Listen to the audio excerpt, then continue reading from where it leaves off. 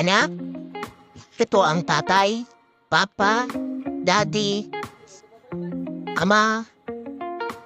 Ito, tatrabaho ako para sa inyong mga anak.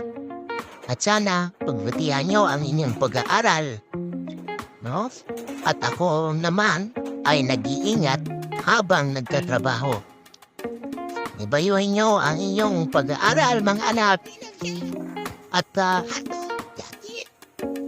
sana ay makapagtapos kayo ng inyong pag-aaral. Ito ang iyong ama, tatay, papa, at daddy. Nagsasabi sa inyo na mag-aral kayong mabuti.